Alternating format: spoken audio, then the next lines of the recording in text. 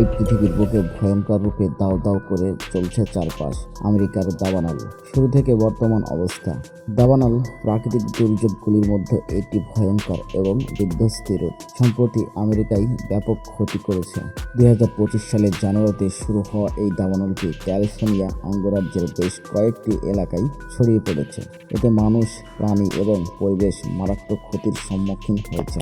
একের পর এক বনাঞ্চল, লোকালয় দাউ দাউ করে জ্বলছে।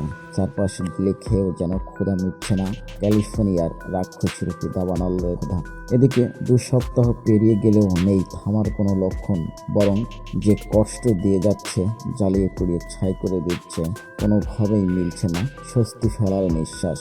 আরও বাড়বে ভয়াবহ এমন সতর্কবার্তা জানিয়েছে রাজ্যের আবহাওয়া দপ্তর। আগামী সপ্তাহে আরেক দফা সান্টা অ্যানা উইন্ডো ক্যালিফোর্নিয়া ঢুকবে, এমনটাই আশঙ্কা সতর্কবার্তা জারি করা হয়েছে। সান্টা অ্যানা উইন্ডো ধেয়ে আসছে ক্যালিফোর্নিয়ার উপরে, চারপাশ আগুনে পুড়িয়ে তছনছ করে দেওয়ার জন্য। দাবানলের সূচনা।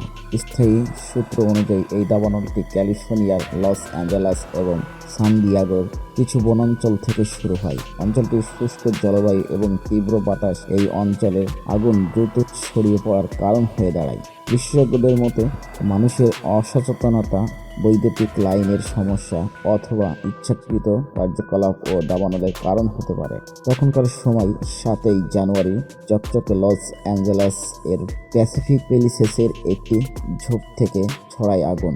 এক রাতেই ছড়ায় ম্যালিবু, হলিউড হিলস, অ্যাটন সহ আশেপাশের কয়েকটি শহরে। কিছু বুঝে ওঠার আগেই জটিল হয়ে পড়ে পরিস্থিতি। আগুন ছড়ায় লিডিয়া আর্চার, উডলি, সানসেট, কেনেথ হার্টস এবং অটোতেও। 7 জানুয়ারি রাতকে ক্যালিফোর্নিয়ার ইতিহাসের সবচেয়ে ধ্বংসাত্মক এবং ভয়ঙ্কর রাত বলে আখ্যা দিয়েছেন ওখানকার কর্তৃপক্ষ। আবহাওয়ার প্রভাব।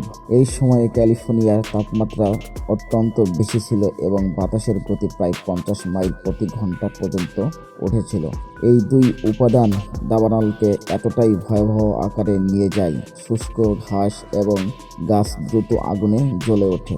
কর্তৃপক্ষের উদ্যোগ। দাবানল নিয়ন্ত্রণে আনতে স্থায়ী দমকল বিভাগীয় থেকে শুরু করে জাতীয় পর্যায়ের বিশেষজ্ঞরা কাজ করেছেন। শত শত দমকল কর্মী এবং আধুনিক প্রযুক্তি ব্যবহার করে আগুন নেভানোর চেষ্টা চলছে।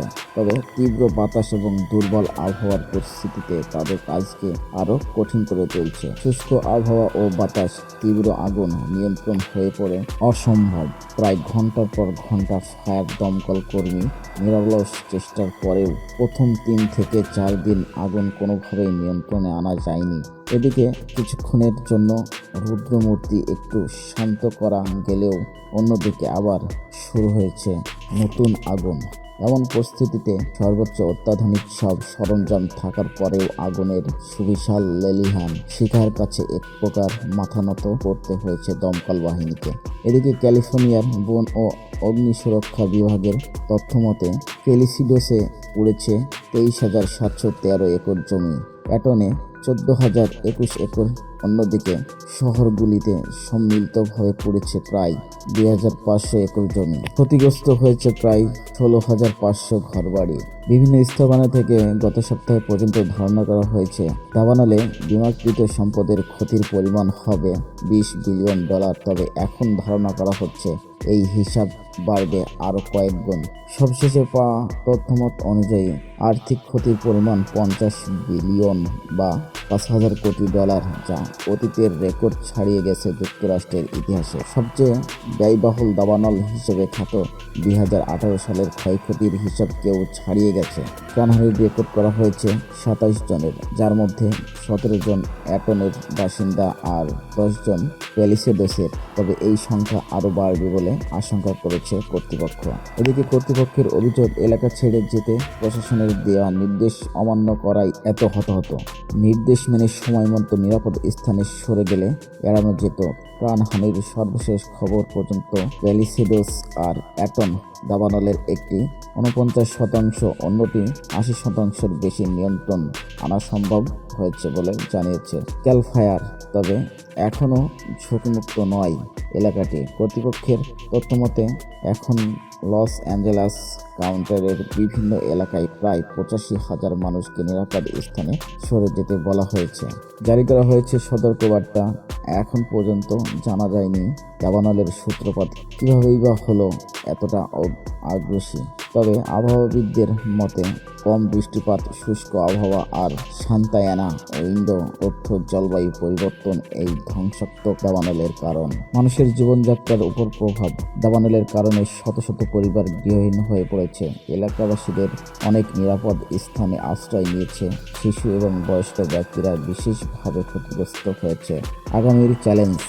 বিশেষজ্ঞরা আশঙ্কা করছেন যে জলবায়ু পরিবর্তনের ফলে এমন দাবানলের ঘটনা আরও বাড়বে। মানুষকে সচেতন হওয়া এবং স্থায়ী সরকারের আরও কার্যকর পদক্ষেপ গ্রহণ করা জরুরি। আমাদের দাবানলের মোকাবেলায় করণীয় যেসব বিষয়: 1. বনের আগুন লাগার ঝুঁকি কমাতে গাছপালা এবং শুকনো ঘাস পরিষ্কার রাখা। 2. দ্রুত সাড়া দেওয়ার জন্য দমকল বিভাগের সক্ষমতা বাড়ানো। 3. পরিবেশ বান্ধব নীতি প্রণয়ন। 4. স্থায়ী বাসিন্দাদের সচেতন করা। শেষ কথা, আমেরিকার এই দাবানল আমাদের চোখে আঙুল দিয়ে দেখিয়ে দিয়েছে যে প্রকৃতির প্রতি অবহেলা কিভাবে মারাত্মক আকার নিতে পারে। এর ক্ষতি কমাতে আমাদের সক্রিয় হওয়া দরকার। বলে রাখা ভালো, পরবর্তী ভিডিওতে থাকছে আমেরিকার দাবানল, এক ভয়াবহ বিপর্যয়ের চিত্র। সকলের সুস্থতা কামনা করে আজকের মতো এখানেই শেষ করছি। সকলেই ভালো থাকবেন। ধন্যবাদ।